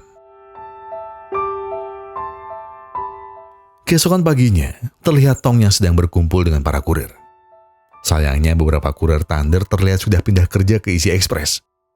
Karena gaji yang mereka tawarkan jauh lebih masuk akal dari Thunder. Dengan setengah ragu, Tong coba berbicara bahwa mereka semua mungkin harus lebih bersabar karena kakaknya pasti akan mengembalikan gaji mereka atau bahkan menaikkannya. Tapi Tong juga harus sadar, ia adalah adik dari bos tempat ini. Tatapan sinis dan cacian tak bisa lagi Tong hindari. Para kurir yang sudah sakit hati dengan Santi pun hanya bisa bilang bahwa memang benar, keluarga Tong hanyalah pengerat rakus yang tidak tahu balas budi. Terlepas dari hal itu, masalah keuangan kantor malah semakin runyam. Itu semua disebabkan Alice yang memberitahu bahwa tempo hari Xiao Yu telah menemuinya. Alice bilang kalau Xiao Yu telah menjual seluruh sahamnya kepada Alice. Berita itu jelas membuat Santi dan Ruji semakin geram. Tapi sebelum Santi murka, lebih baik dirinya mendengarkan penjelasan Xiao Yu lebih dulu. Malam itu, Xiao Yu kembali ke kantor untuk menjelaskan beberapa hal. Santi yang sudah tersulut emosi hanya bisa memarahinya. Santi bahkan hampir merobek secari kertas yang Xiao Yu bawa. Hingga sampai Xiao Yu bilang bahwa di dalam kertas itu ada sebuah hal yang bisa menolong mereka untuk keluar dari masalah ini. Dan tak disangka, ternyata kertas itu berisikan sebuah perjanjian. Kalau Xiao Yu bukan menjual sahamnya kepada Alice, saham yang Xiao Yu miliki ia jadikan jaminan agar bisa mendapatkan suntikan dana dari Alice. Dan hanya ini satu-satunya cara yang bisa Xiao Yu lakukan demi menolong Thunder Express agar tetap berdiri. Setidaknya sampai Mali 11-11 berakhir.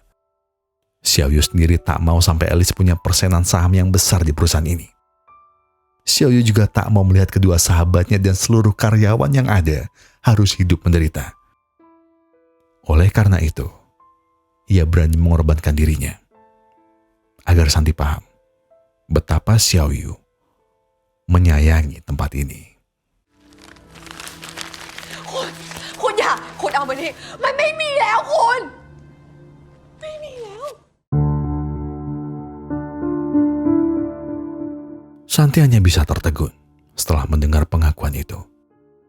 Ia pun kekeh tak mau menandatangani surat itu. Santi benar-benar tak mau berhutang kepada siapapun, apalagi kepada sahabatnya sendiri. Namun Xiaoyu hanya bisa memohon karena mereka tak punya pilihan lagi. Hingga tak terasa air mata Xiaoyu luluh membasahi pipinya. Santi tak harus merasa berhutang. Bagi Xiaoyu apa yang kini ia lakukan, karena ia percaya kalau Santi akan membawa perusahaan ini jauh terbang di atas sana. Xiaoyu juga meminta maaf apabila perbuatannya tempo hari benar-benar menyakiti Santi. Jadi aku mohon, terimalah permintaanku ini. Aku selalu percaya denganmu. Walau mungkin saat kalian mencapai puncak aku takkan ada di sana. Tapi ketahuilah, aku akan tetap bangga karena memiliki sahabat seperti dirimu, Santi. ถึงไม่ใช่ผมก็ทำได้ ผมไม่คุณออก คุณอย่าคิดมากเลยคุณพอ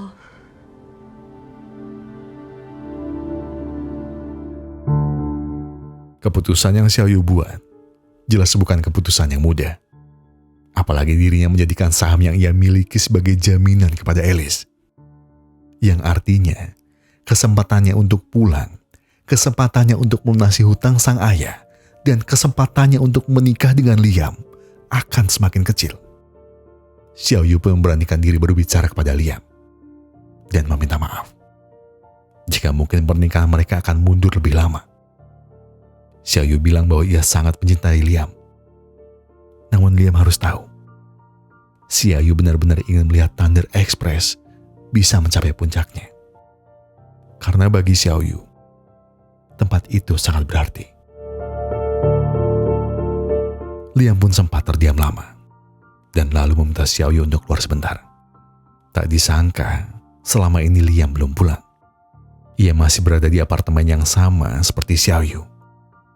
Liam berkata bahwa Xiaoyu tak perlu meminta maaf. Masalah pernikahan, Liam tak masalah jika harus ditunda. Karena baginya, kebahagiaan Xiaoyu lebih penting dari segalanya.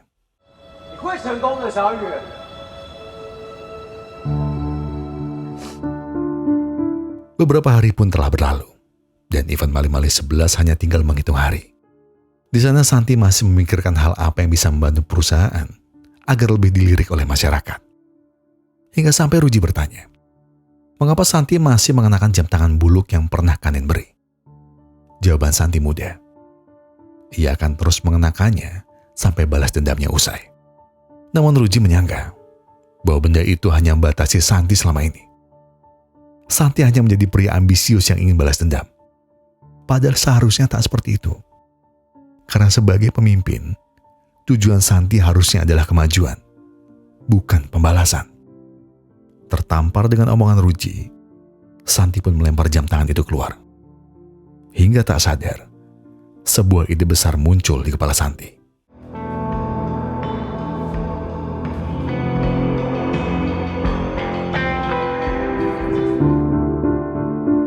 Hari itu, Santi memanggil seluruh karyawannya untuk mengadakan rapat dadakan. Di sana Santi bilang bahwa ia akan mengumumkan sebuah rencana. Namun sebelum itu, Santi berpesan bahwa di dalam kantor ada seorang pengkhianat. Entah siapapun itu. Yang jelas, semua orang Santi undang hari ini adalah yang ia percaya. Setelahnya, Santi mulai menyampaikan sebuah ide gila yang mungkin akan jadi gebrakan besar di dunia pengiriman barang. Ide itu adalah pesan sekarang dan sampai esok hari. Tak ada satupun perusahaan logistik yang pernah meluncurkan metode ini. Kebanyakan dari mereka hanya bisa menyanggupi 2 hari pengiriman. Dan bayangkan, apabila momen diskon besar dan seluruh pelanggan sangat menanti barangnya datang, mereka semua dibuat senang dengan pengiriman yang cepat. Mungkin terdengar absurd, namun yang jelas, Xiaoyu telah mengatur keuangan serinci mungkin untuk menambah armada mereka. Dan oleh karena itu, mari kita berlari lebih kencang. Karena badai yang datang takkan mampir dengan sopan. หวังว่าตาเนี่ยจะไม่ใช่ตาสุดท้าย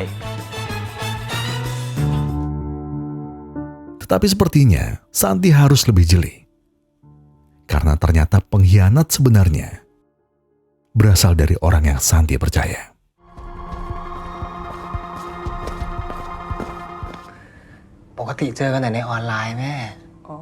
Iya, ternyata selama ini orang yang telah mengakses data keuangan Santi adalah Linux. Hal itu disebabkan oleh kondisi sang ibu yang semakin kritis. Dan kondisi itu jelas tak mau Ken sia-siakan. Dan dengan segala hasutannya, Linux pun tak punya lagi pilihan. Keesokan paginya, di depan seluruh karyawan yang ada, Santi menyampaikan seluruh rasa terima kasih kepada mereka. Santi berterima kasih karena mereka semua masih bertahan, walau perusahaan ini dihujani oleh badai yang keras. Santi tak henti-hentinya mengucapkan terima kasih dan juga maaf kepada seluruh karyawannya. Santi bilang bahwa apapun nanti hasilnya, Santi akan tetap mengembalikan gaji mereka seperti semula. Dan mungkin akan menambahkan bonus sebagai permintaan maafnya. Semua orang yang mendengar itu hanya bisa terdiam. Mereka tersentuh hatinya dan merasa bangga kepada pemimpin mereka. Oleh karena itu, mari kita semua bersenang-senang. Karena paket yang masuk harus segera kita kirimkan. จะรอดไปอาบแสงอาทิตย์วันพรุ่งนี้ด้วยกันเว้ย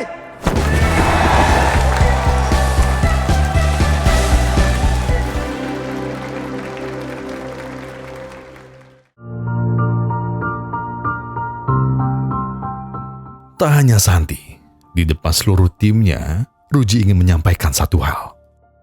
Ruji berterima kasih kepada mereka semua karena telah berjuang sehebat ini. Dan sebagai balasan yang pantas, Ruji mendonasikan seluruh saham yang ia punya kepada mereka semua. Walau mungkin sekarang nilainya belum besar, tapi Ruji percaya perusahaan ini akan melangit setinggi mungkin, seperti yang Santi katakan. Dan malam itu, event Mali 11.11 telah dimulai. Baru saja Santi meluncurkan program terbarunya, Easy Express juga turut meluncurkan program yang sama, yaitu layanan kirim sehari sampai. Santi jelas geram, padahal ia sudah menutup rapat rahasia ini. Dan ia pun semakin yakin bahwa memang pengkhianatnya ada di antara orang yang ia percaya. Namun walau begitu, bukan saatnya Santi untuk meratapi keadaan. Kini hanya tinggal hasil yang menentukan. Siapakah yang bisa bertahan, dan siapakah yang akan berakhir menjadi pecundang.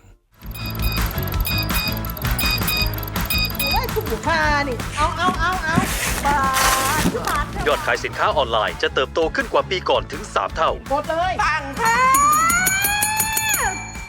ตัดรถโลกได้เลย ตัดรถส่งรถแรง10 โมงนะยาวนะไปครับไปครับไปเลยไป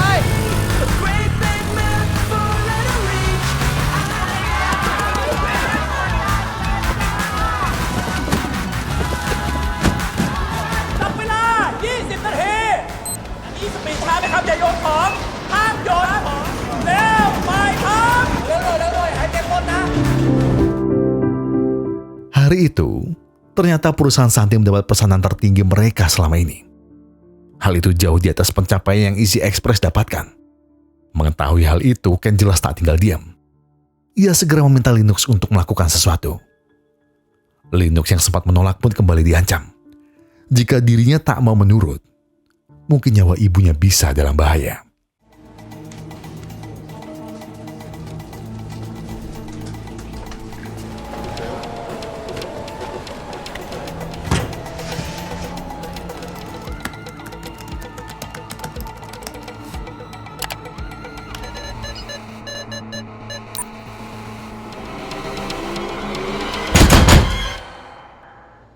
มึงอยู่ในนั้นใช่ไหมพัสดุมันเยอะ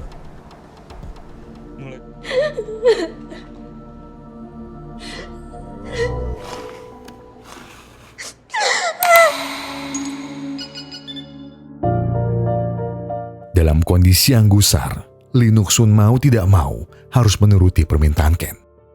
Akibat tindakannya, mesin sortir otomatis pun mendadak mati. Santi lalu dibuat kebingungan.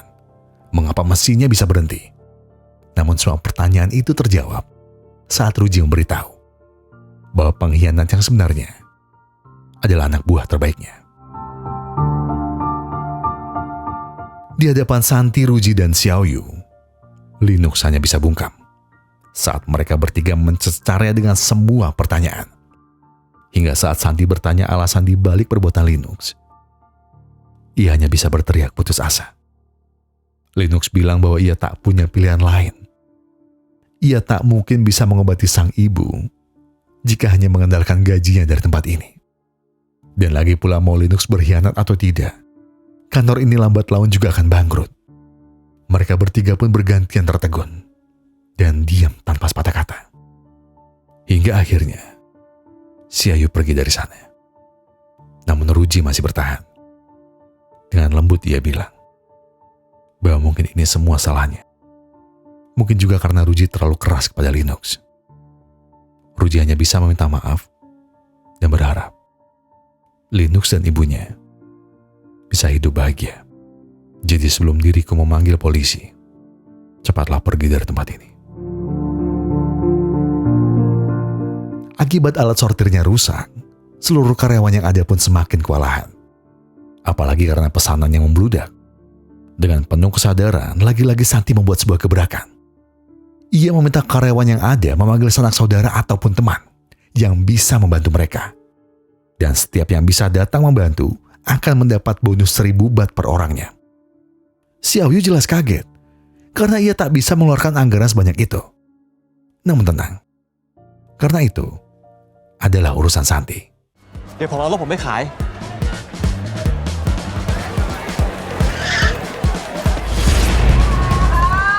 ส่งของมือถึงมือแล้วแต่อย่าลวกนะช่วยพี่เอาของลงจากรถก่อนคนอื่นจะได้เข้าได้ไปเอาไปออกจากรถไปตะวันออกครับ Lagi dan lagi, hambatan yang diberikan oleh Ken terjadi kepada Santi. Diketahui, seluruh truk untuk pengiriman ke bagian selatan telah dipesan habis oleh Easy Express. Kekacauan ini jelas membuat otak Santi berputar. Waktu yang mereka miliki pun semakin sempit. Dan di tengah kemelut itu, Xiaoyu datang dengan sebuah solusi.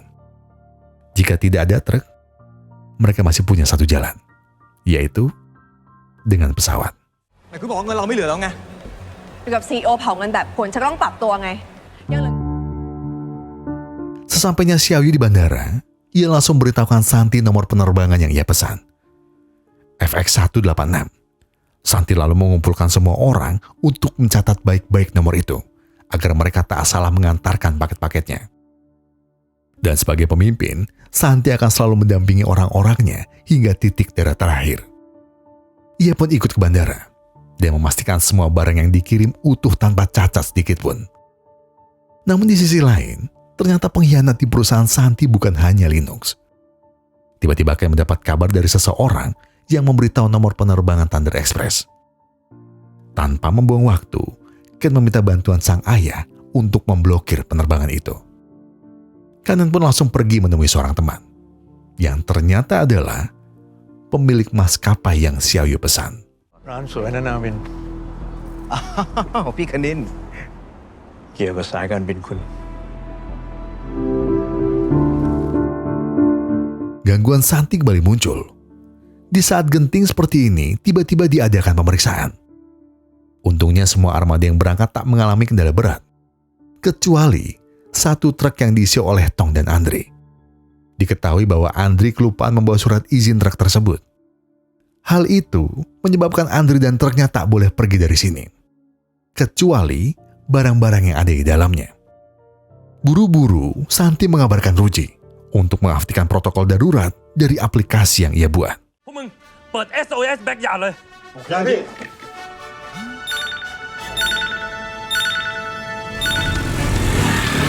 我抬嘞。啊，พี่รับ ตามมานะพี่ ตามผมมา ไปไปไป Sialnya, Santi akhirnya menemukan jawaban tentang siapa pengkhianat lain dari mereka semua. Ternyata penyebab kekacauan ini adalah ulah dari Andri. Selain informan Ken sejak dari awal, Andri juga menyembunyikan surat izin truk itu di dalam baju. Oleh karenanya saat itu juga, Andri langsung dipecat secara tidak terhormat. เล่นก่อนนะพี่ฝากไว้ก่อนเดี๋ยวผมเอา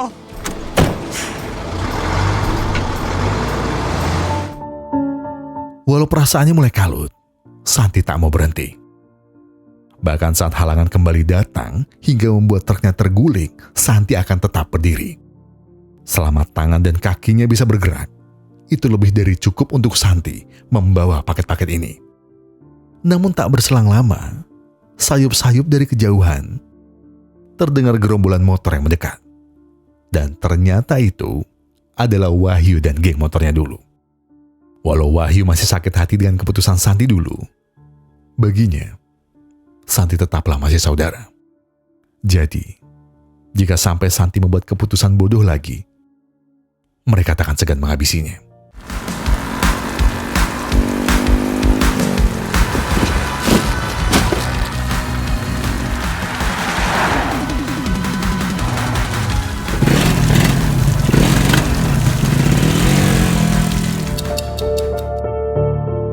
Denting waktu kian berlalu, namun Santi tak kunjung datang juga.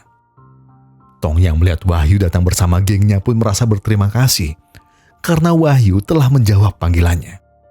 Namun sekarang bukanlah waktunya untuk bersenang-senang karena kargo pesawat segera ditutup.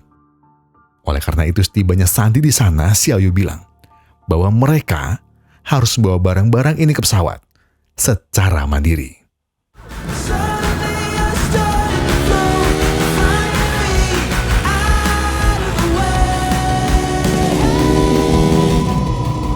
อยู่ๆจะให้ผมเอาพัสดุลูกค้าลงจากเครื่องเนี่ยผมคงทำไม่ได้หรอกครับเข้าใจ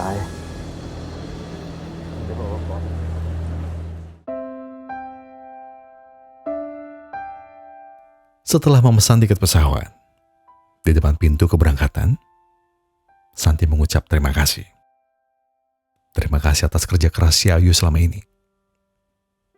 Dan sepertinya ada satu hal yang ingin Santi kembali tanyakan. Hal yang sama, dan mungkin Santi sudah tahu jawabannya. Xiaoyu pun hanya terkekeh kecil, seraya bilang bahwa Thunder Express memang salah satu mimpinya. Namun bukan berarti seluruh mimpi Xiaoyu. Xiaoyu merasa senang bisa berperan banyak di perjalanan panjang ini. Namun, Xiaoyu tetap harus mewujudkan mimpinya dan juga janjinya. Oleh karena itu, hanya rasa terima kasih yang besarlah yang bisa Xiaoyu berikan sebagai salam perpisahan dan sebagai doa terbaik untuk sahabat terbaiknya ini.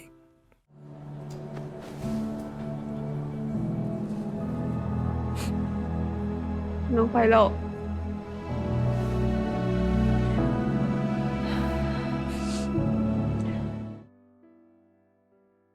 Di sisi lain, Kanin dikejutkan dengan sebuah laporan bahwa paket Thunder Express di penerbangan yang ia laporkan hanya ada 1 buah. Hal itu jelas membuat Kanin tak bisa berkata apa-apa. Karena ternyata pada waktu itu, Santi sudah merencanakan ini semua. Santi sudah mengantisipasi siapapun yang ada di dalam perusahaan yang berpotensi menjadi pengkhianat. Oleh karenanya, dia berpesan kepada Xiaoyu untuk tetap merahasiakan nomor penerbangan yang asli.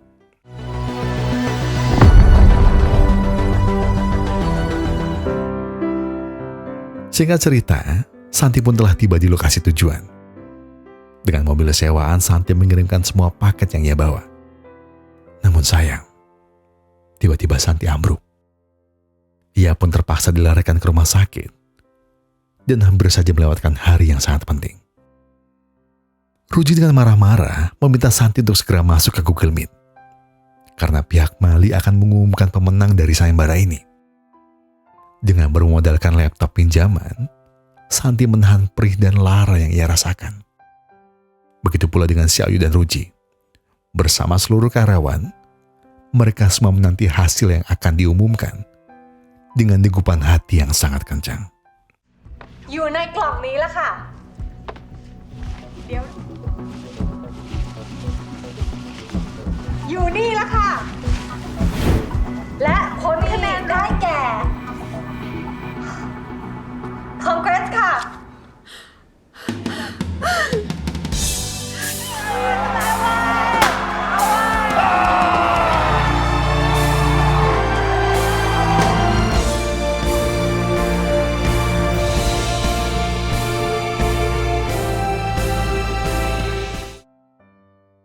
Beberapa hari pun telah berlalu.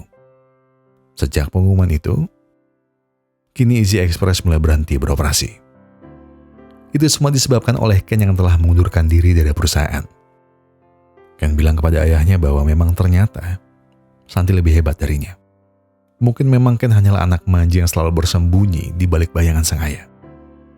Dan oleh sebab itu nampaknya Ken tak ingin lagi bekerja di perusahaan ini.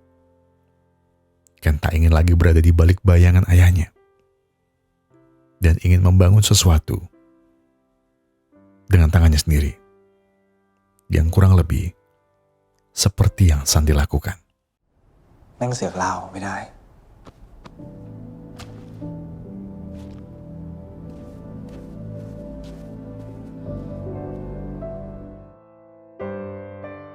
Setelah kesuksesan Santi dalam event Mali 11-11, kini perusahaannya pun semakin melaju jauh di atas saingan mereka.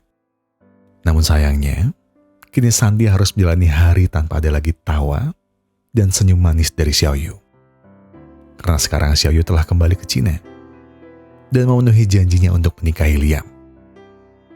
Namun tak apa, walau mungkin hatinya berat, selama sahabatnya itu bahagia, Santi juga turut merasakannya.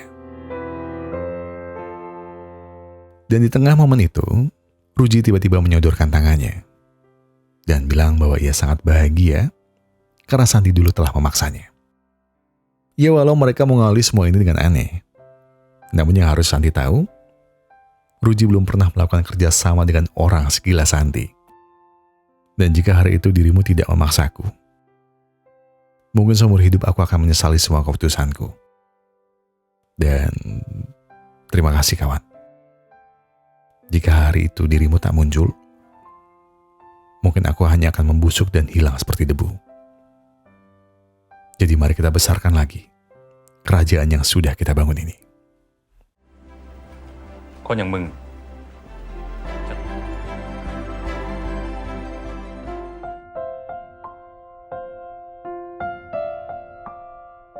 Singkat cerita, dalam beberapa bulan, perusahaan Santi kian hari semakin besar.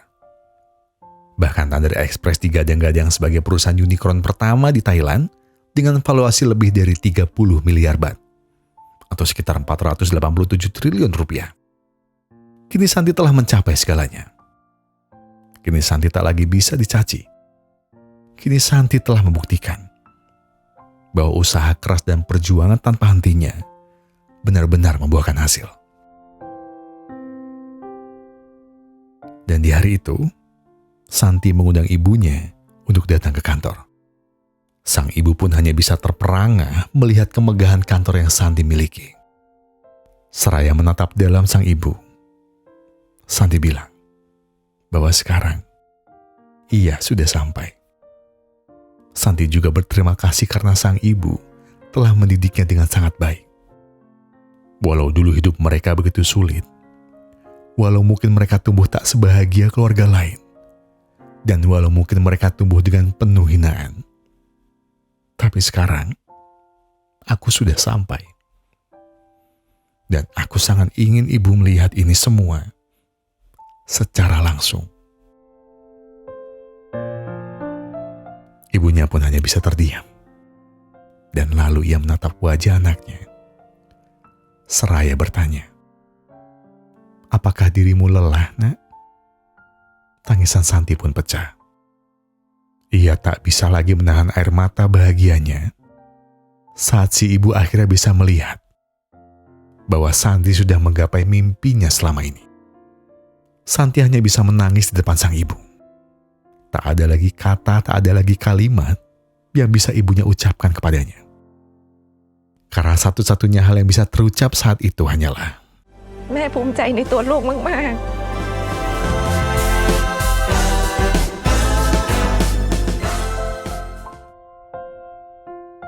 walau telah sukses besar, Santi tak pernah lupa dengan siapa dulu ia memulai semuanya.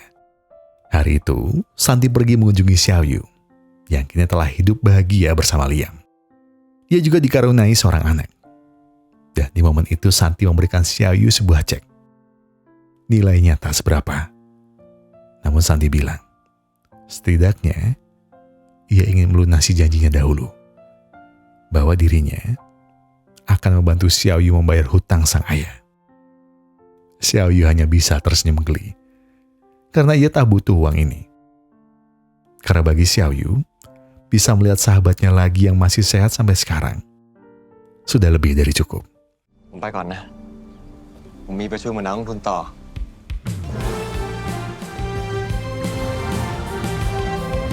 ผมอยากขอบคุณเพื่อนร่วมงานครับ Dan di penghujung cerita, kita diperlihatkan dengan Santi yang juga kembali menemui Kanin. Diketahui, Santi ingin membeli salah satu lukisan yang Kanin miliki. Selain itu, Santi juga ingin berterima kasih. Karena tanpa adanya Kanin, dan tanpa seluruh tekanan yang ia beri, Santi tak akan mungkin bisa berdiri di sini. Kanin pun hanya bisa tersenyum satir. Karena dari awal, ia sudah menduga bahwa Santi akan berada di posisi ini. Dan lalu, apa rencanamu selanjutnya, Pak CEO? อยากรู้จริงเหรอค่าเสือกมันแพงนะบุหรี่ตัวหนึ่ง Into the clouds, I'm gonna take it. I'm gonna keep it high.